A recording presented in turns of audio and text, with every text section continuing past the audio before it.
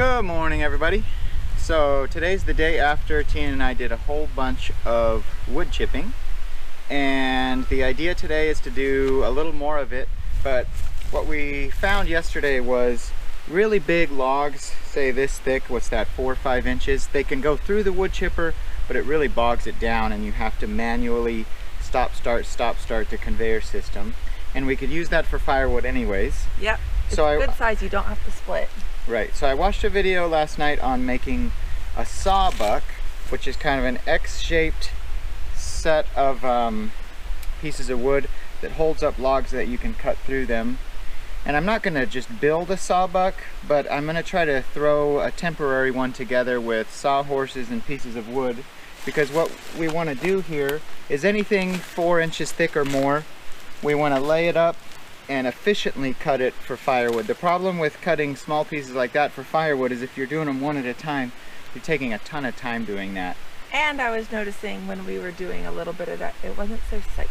Right, if you're just doing it on the ground, you're either going to put your blade into the dirt or it's going to roll up at you and you have a chance of cutting yourself. So with a lot of these projects we're learning to do, we've got to figure out how to be efficient, because there's so many trees to take care of, and we've got a lot of firewood to cut, we've got a lot of wood to chip, and we've got to figure out how to do that efficiently, you know. In an 8-hour workday, if we can get a whole bunch done, that's great. You know, if we work our butt off but get almost nothing done, that's not great. So we're figuring that out, and we've got to, you know, we'll learn by experience. We'll be newbies and look kind of silly doing stuff the first few times, and we'll get better and better. Get better. So this is one of the things we're trying to get better. So we're going to set up a way to lay logs across each other, on top of each other, to efficiently cut them down. And then we'll get to this pile, and what we'll need to do is limb off the side branches of anything that's big enough to cut for firewood first. So we'll kind of set up stations, chop up the firewood, and then chip last, and we'll see how it goes. You ready? Here we go! I'm going to need your help lining these up, because I want to put the too long.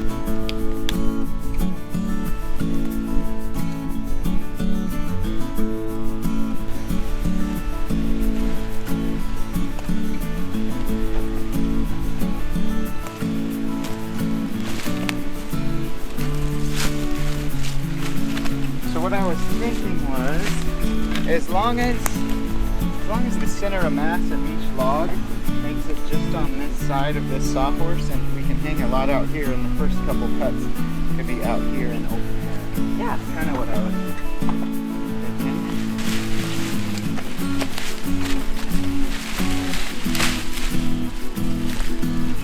Okay. Alright, let's give it a shot.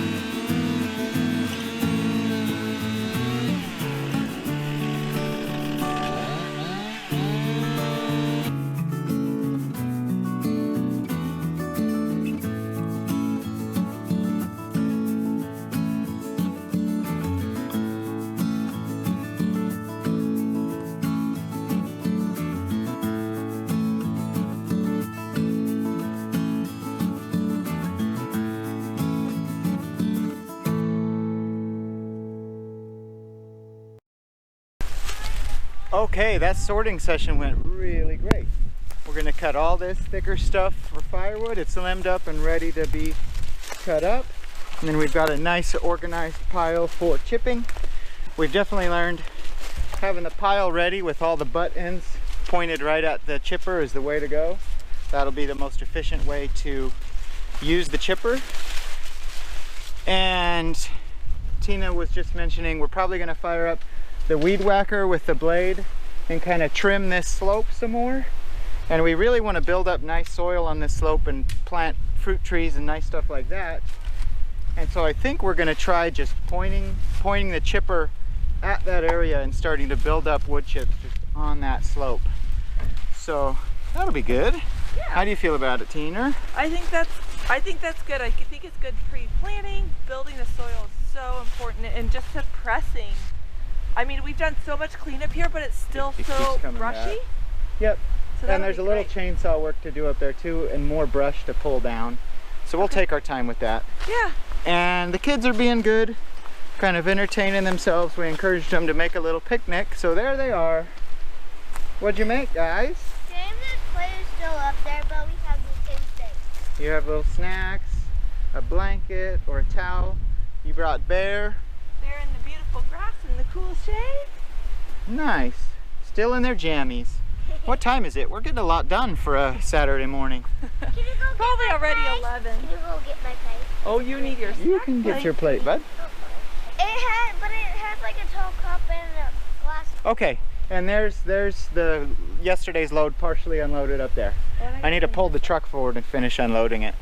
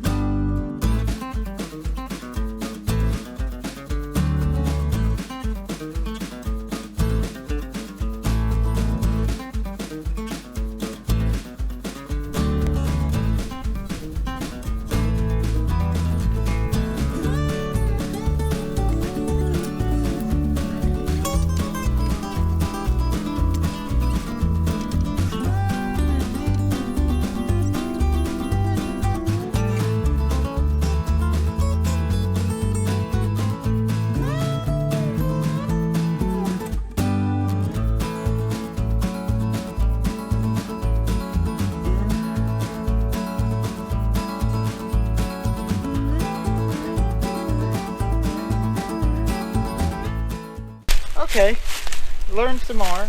That wasn't a perfect setup, but it worked pretty well. We had to adjust where they were to get the final cut. The thing a well-designed sawbuck does that I don't have here, Tina and I were just talking about it, at the crotch of those X's where the bottom piece of wood sits, that X should be above the cross beams, and just based on the width of these sawhorses, that's not how this panned out. If these sawhorses were a little shorter and closer together, we could set it up where the X is above it, but it was fun to just tinker with it and figure it out. And we made a lot of wood.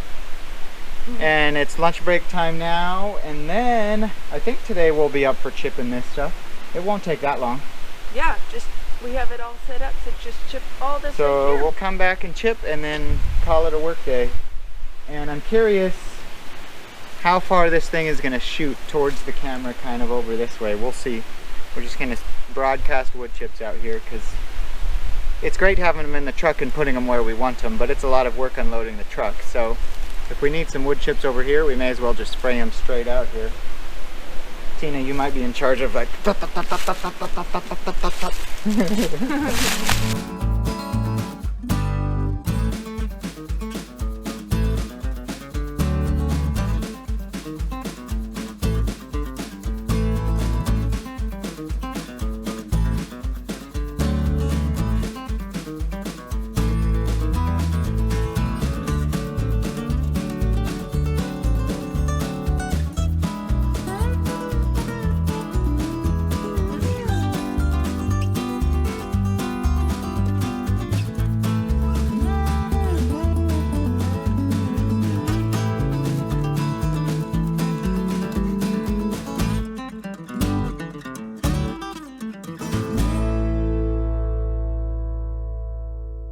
Okay, and we're done. With the pile well organized right here next to the chipper, that went super fast. We ran the chipper itself for 30 minutes and we were able to just continuously feed that thing and it didn't really choke on anything because most of the big stuff we had cut for firewood. So it made a lot less volume and chips, we immediately noticed. You know, it makes sense. Big logs make a lot of chips, but that's fine. We need firewood. We'll have to figure out this winter how much wood we need to heat the yurt every winter. So we should err on the side of having too much. Yeah. And these wood chips, just as a test, we let them spray. They fell on our faces. They fell in a scattered area here. So overall, I would definitely prefer to shoot them into the truck, but we could also think more carefully about setting up our wood chip, our brush piles right where we want them to be. I don't know why we were imagining this thing shooting 30 feet when it shoots 10 feet into the truck. But yeah. We had positioned our wood chipper where our brush piles were. Right. If we wanted the chips on the slope, the chipper should be right at the base of the slope. But we'll do that next time. Yeah. But we could easily just rake these out and stuff. Not a big deal. And that's all the hard work for the day. Time to go hang out with the kids and just have fun the rest of the afternoon and evening. Check on the animals, see if we're getting eggs. But yeah, that went really great. Yeah. We can, you know, we're learning so much about how to deal with this stuff. So the next time we take down some trees around here, we'll have a clear game plan on what to be doing with them. So that'll be good. We have a lot of days where it's like, oh my goodness, this is such a mess. How are we ever going to get a foothold? Doing something like this gives me a little glimmer of, hey, we can actually get a foothold on this. So it's a good feeling. Yep, we can do it. We can do it one day at a time. And this slope, it'll be fun to turn this slope into a nice, well manicured area near the yurt. Okay, so that was a great 2-day work event of, you know, chipping, clearing, firewood. We got a lot done. Yeah. Oh, and we still have to stack that wood, or I get to stack that wood. I might save that for tomorrow. All right, bye everybody. See ya.